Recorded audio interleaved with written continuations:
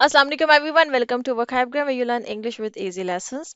Let's learn some newspaper vocabulary. Pakistan has appointed its new Army Chief, General Asim Munir Sahab. And on this news, I have selected two articles, one from Dawn News, one from Al Jazeera, and selected 12 newspaper vocabulary words from those articles and going to explain them in this lesson.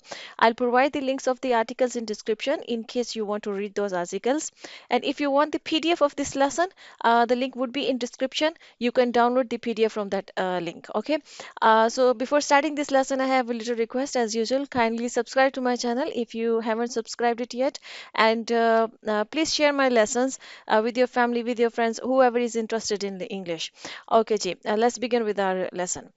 First newspaper vocabulary word is apprehension. Apprehension. It's a noun and it means fear and anxiety that something bad or unpleasant will happen. देखिए, apprehension को आप उर्दू में कह सकते हैं खदशा। ठीक है, वो जो एक फियर और एंजाइटी होती है ना इंसान को कि शायद कुछ गलत हो जाएगा, तो उसको हम उर्दू में, हमारे पास उर्दू में वर्ड है ना खदशा, उसके लिए खदशा होता है ना कि शायद ये हो जाए या शायद वो हो जाए, तो उसको हम एप्रीहेंशन कहते हैं। ठीक है। अच्छा जी, इसका सेंटेंस था, ये वहीं से मैंने आर्टिकल्स में से उठाए हैं इन सो दैट आपको समझ में आ सके। After days of speculation, anticipation and apprehension that the appointment to the military's top office could face delays. ठीक है। अ, दिनों का, आफ्टर डेज ऑफ स्पेक्यूलेशन के मतलब बहुत सारे दिनों की जो स्पेक्यूलेशन को मैं नेक्स्ट स्लाइड में जो है वो आपको एक्सप्लेन करती हूँ।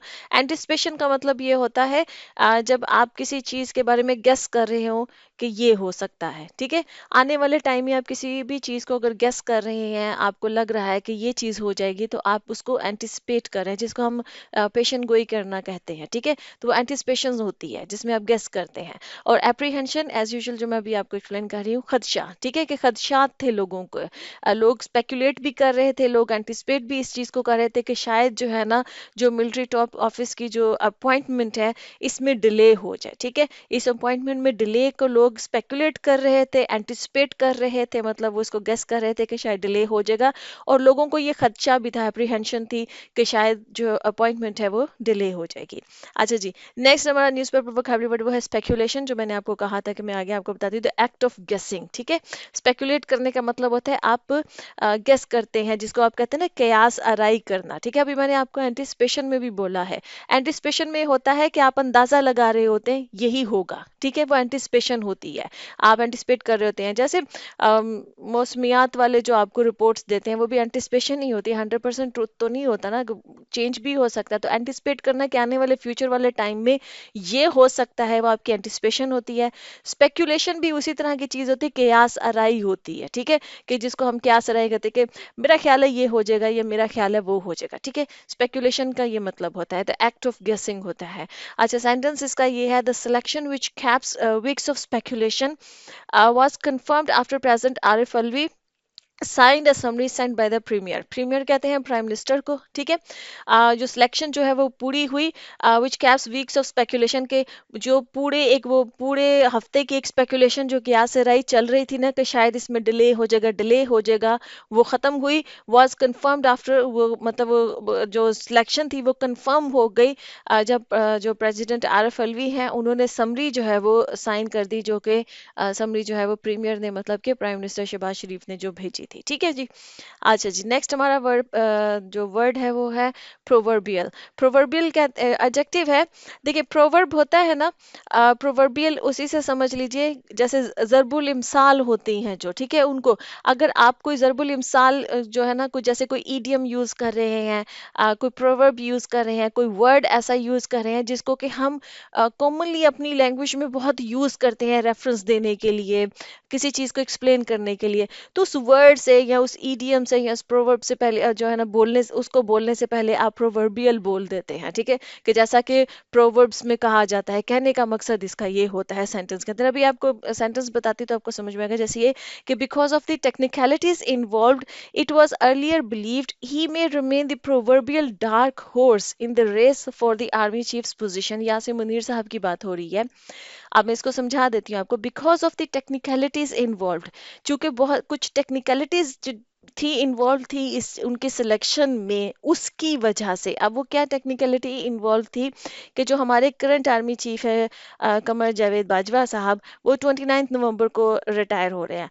और जो आसिम मुनीर साहब है, जो कि अब बन गए हैं, जो हमारे नेक्स्ट जो है वो आर्मी चीफ होंगे, उनकी रिटायरमेंट 27 नवंबर को हो रही थी। चूंकि वो 27 नवंबर को उनका था कि वो शायद उनका जो है वो रिटायर हो जाएंगे, तो इस टेक्निकलिटी की वजह से लोग ये स्पेकुलेट कर रहे थे कि शायद उनकी अपॉइंटमेंट में डिले हो जाएगा या वो आर्मी चीफ नहीं बन पाएंगे। ठीक है, तो it was earlier believed he may remain the proverbial dark horse, क्योंकि उनको डार्क हॉर्स देखिए, ऐसे टीम को कहा जाता है, ऐसे इंसान को कहा जाता है किसी कंपटीशन के अंदर। कोई टीम या कोई इंसान, जब अगर इंडिविजुअल्स का कंपटीशन हो रहा है, उसमें वो वाली टीम या वो वाला इंसान जिसके बारे में लोग समझ नहीं पा रहे, लोगों को एक्सपेक्टेड नहीं था होता कि ये जीत जाएगा, लेकिन वो अचानक से जीत जाए, तो उसको डार्क हॉर्स कहा जाता है। ठीक है, तो वो कह रहे हैं कि मतलब ये बिलीव किया जा रहा था कि ये शायद डार्क हॉर्स की तरह ही रह जाएंगे। और प्रोवर्बियल इसलिए क्योंकि डार्क हॉर्स एक किस्म, एक फ्रेज है ना, जिसको कि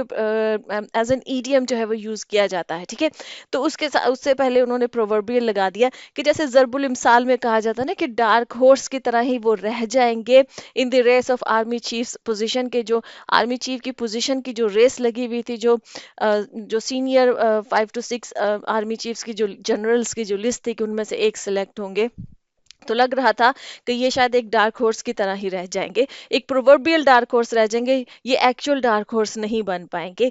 ये उनके कहने का मतलब है कि बस कहने के तौर पे एक डार्क हॉर्स रह जाएंगे, कि लोगों को लग रहा था कि ऐसे में डार्क हॉर्स प्रूव होंगे, तो ये शायद ये कहने के तौर पे रह जाएंगे, ये एक्चुअल में प्रूव नहीं हो पाएंगे, जो कि वो हो गए। ठीक है, अच्छा जी, नेक्स्ट है जी टेन्योर। टेन्योर जो है ये नाउन है, and it means the period of time that someone holds a job. देखिए, किसी इंसान का टेन्योर जो होता है वो ये होता है कि उसने कितने वक्त के लिए किसी खास पोजीशन के ऊपर काम किया है। तो वो जो उसका काम करने का दुरानिया होता है ना किसी भी पोजीशन पे, ठीक है, कोई कोई भी ऑफिशियल हो सकता है किसी भी ऑर्गेनाइजेशन के अंदर, या किसी भी ओहदे के ऊपर, कोई भी इंसान ने कितना टाइम सर्व किया है, वो उसका टेन्योर होता है। ठीक है, जैसे कि इसमें सेंटेंस था, his 4 year tenures as lieutenant general ends on November 27, जो कि मैंने अभी आपको बताया है कि उनका जो 4 साल का tenure as a lieutenant general था, वो 27 नवंबर को खत्म हो रहा था। ठीक है, अच्छा जी, नेक्स्ट है डॉफ। डॉफ जो है ये वर्ब है, और इसका मतलब होता है टू रिमूव क्लोथ। कोई भी क्लोथिंग टाइप चीज जो है उसको रिमूव कर देने के लिए ये वर्ड डॉफ जो है वो यूज होता है। इसमें जैसे कि उन्होंने सेंटेंस में इसको इस तरह से यूज किया था कि around the same time when incumbent chairman joint chiefs of staff committee general Nadeem Raza and chief of army staff general Bajwa will be doffing there army uniform. जो वो 27 नवंबर को जो बता रहे हैं ना कि वो एज ए लेफ्टिनेंट जनरल जो है वो उनका टेन्योर खत्म हो रहा था आसिम मुनीर साहब का, वो कह रहे हैं कि ये वही सेम टाइम है जबकि इनकम्बेंट, मैंने आपको पहले कई दफा बताया, इनकम्बेंट कहते हैं जो प्रेजेंटली किसी ओहदे पे जो लोग फाइज होते हैं ना, तो वो इनकम्बेंट होते हैं। जैसे इस वक्त हमारे इनकम्बेंट प्राइम मिनिस्टर जो है वो शहबाज शरीफ हैं। ठीक है, अब प्राइम मिनिस्टर जो है वो एक ओहदा है, अब उसके ऊपर मुख्तलिफ लोग आते रहते हैं। ठीक है, तो इनकम्बेंट का मतलब ये कि करंटली उस ओहदे पे कौन इंसान फाइज है। ठीक है, तो इसी तरह से यहाँ पर इनकम्बेंट, जैसे कि chairman joint chief of staff committee, ये एक ओहदा है, अब इनकम्बेंट कौन है इस ओहदे पे, जनरल नदीम रजा। ठीक है, इसी तरह से and chief of army staff, ये एक ओहदा है, इस पे इनकम्बेंट कौन है, जनरल बाजवा। ठीक है, will be doffing there army uniform, जो कि डॉफिंग मतलब कि रिमूव कर रहे होंगे, उतार रहे होंगे अपने जो उनका आर्मी यूनिफॉर्म है वो उतार रहे होंगे 29 को। ठीक है, 27 को आसिम मुनीर साहब ने अपना लेफ्टिनेंट जनरल का टेन्योर कंप्लीट करना है, और जो 29 को है, ये जो दो हमारे जनरल्स हैं, नदीम रजा साहब और जनरल बाजवा साहब, इनका टेन्योर खत्म हो रहा है, मतलब कि ये अपने यूनिफॉर्म उतार रहे हैं। ठीक है, अच्छा जी, नेक्स्ट है जी stint. Stint is a noun and it means a person's allotted time for work. ठीक है, कि स्टिंट का मतलब ये होता है कि एक इंसान को कितना वक्त दिया गया है किसी एक खास ओहदे पर सर्व करने के लिए, उसको स्टिंट कहा जाता है। जैसे कि इसको एक्सप्लेन करते हैं इस तरह से कि ये stint as the top intelligence officer turn out to be the shorter shortest ever, sorry, shortest ever. ठीक है, सॉरी, इसका मतलब ये है, ये बात हो रही है आसिम मुनीर साहब की जब वो आईएसआई के चीफ थे। ठीक है। तो उनके बारे में कहा जा रहा है कि वो आईएसआई के चीफ के तौर पे उनका जो स्टिंट था, मतलब जितनी देर उनको अलॉट किया गया उस ओहदे के ऊपर फाइज किया गया, वो सबसे ज्यादा कम था, शॉर्टेस्ट एवर था, आज तक का सबसे शॉर्ट पीरियड उनको मिला है, शॉर्ट टाइम उनको मिला है उस ओहदे पर काम करने के लिए as an chief of ISI. ठीक है, आईएसआई के चीफ के तौर पे उनको जो काम करने का मिला टाइम, वो सबसे शॉर्ट था और वो शायद 8 मंथ्स का था। अच्छा जी। नेक्स्ट है जी इंसिस्टेंस। इंसिस्टेंस का मतलब है, insistence is a noun and it means demanding something and refusing to accept otherwise. Insist करना होता है ना, किसी चीज पे जोर देना कि ये होना चाहिए। ठीक है, वो तो इंसिस्ट जो है वो वर्ब है, तो उसका जो नाउन है वो इंसिस्टेंस है। ठीक है, तो वो कह रहे हैं कि डिमांडिंग समथिंग, किसी चीज की डिमांड करना और उसकी जो कोई और ऑप्शन है उसको रिफ्यूज कर देना कि नहीं नहीं मुझे यही चाहिए, इसके अलावा मुझे नहीं कुछ कोई बात चाहिए।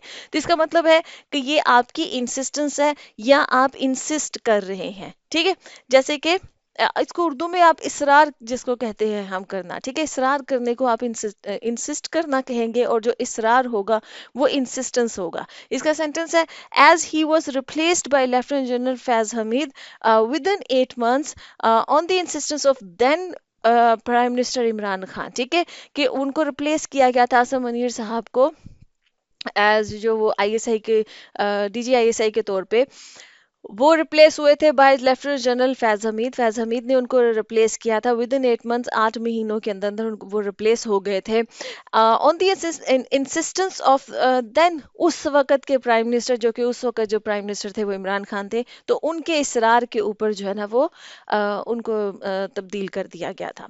अच्छा जी, नेक्स्ट है जी engulf. Engulf is a verb and it means to surround और कवर समथिंग। किसी चीज को सराउंड करना, उसका घेराव कर लेना या उस चीज को कवर कर लेना, इसका मतलब है कि आपने उस चीज को एनगल्फ कर दिया है। ठीक है, इसको सेंटेंस में उन्होंने इस तरह से किया था कि Pakistan prime minister Shehbaz Sharif has nominated lieutenant general Asim Munir as the new army chief, putting an end to days of uncertainty that engulf the nation. ठीक है, कि जो पाकिस्तान के प्राइम मिनिस्टर शहबाज शरीफ उन्होंने नॉमिनेट कर दिया, लेफ्टिनेंट जनरल आसिम मुनीर को नॉमिनेट कर दिया as the new army chief, एक हमारे न्यू आर्मी चीफ के तौर पे उनको नॉमिनेट कर दिया। और putting an end to days of uncertainty, कितने दिनों की एक जो अनसर्टेनिटी, एक बेयकीनी की जो कैफियत चल रही थी उसको उन्होंने एंड कर दिया, उसको खत्म कर दिया। दैट एनगल्फ द नेशन, जिस अनसर्टेनिटी ने पूरी नेशन को एनगल्फ किया हुआ था, मतलब उसको सराउंड किया हुआ था, उसको घेरे में लिया हुआ था, घेराव किया हुआ था। ठीक है, उसको घेरा हुआ था पूरी नेशन को, तो वो खत्म कर दिया उन्होंने, उस अनसर्टेनिटी को खत्म कर दिया।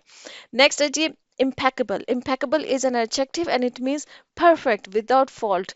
कोई चीज जिसको आप कहें कि परफेक्ट है, इसमें कोई कमी ही नहीं है, उसके लिए आप, उसकी तारीफ के लिए आप impeccable कह सकते हैं। किसी का काम आपको परफेक्ट लगा है, आपको लगा इसके काम में किसी किस्म की कोई कमी नहीं है, तो आप कहेंगे इम्पेकेबल वर्क। ठीक है, कि उसका काम इम्पेकेबल है, मतलब परफेक्ट है, कोई कमी नहीं है उसके अंदर।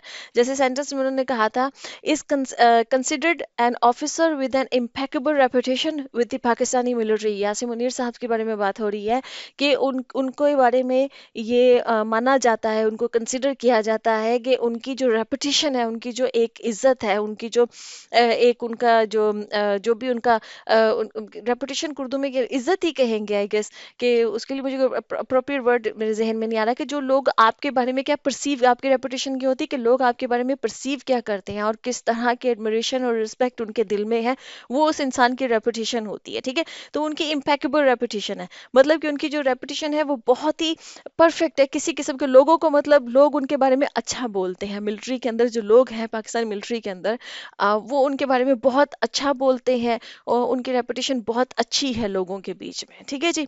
अच्छा जी, jeopardize. Jeopardize is a verb and it means to cause something to be harmed और डैमेज्ड।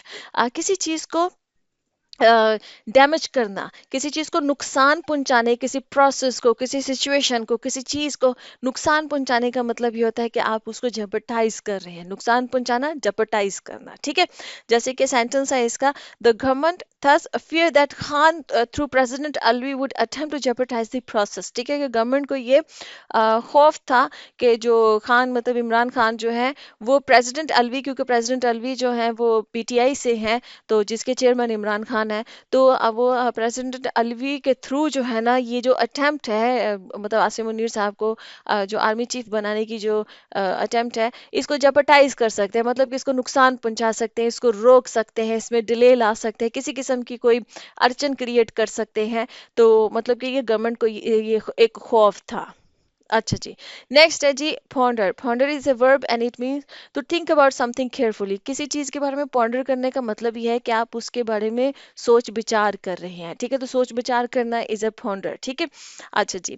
सेंटेंस इसका यह है कि it is fact that the military wants to leave politics but will the politics leave the military is a question to ponder over.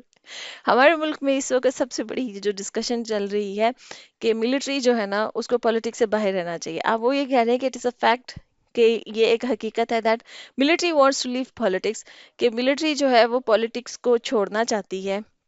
But will politics leave the military, लेकिन क्या politics military को छोड़ेगी, is a question to ponder over, कि ये एक सवाल है जिस पे सोच विचार करने की बड़ी ज़रूरत है। ठीक है, चलें जी। नेक्स्ट है जी evident. Evident is a noun and it means clearly seen और अंडरस्टूड। ऑब्वियस, कोई चीज बहुत वाजिया है, सबके सामने है, बज़ाहिर जिसको कहते हैं जाहिर है, वो चीज वाजिया है, ऑब्वियस है, क्लियर है, सबको समझ में आ रही है, तो वो चीज एविडेंट है। ठीक है, किसी चीज के वाजिया जैसे हम वर्ड यूज करते हैं उर्दू में।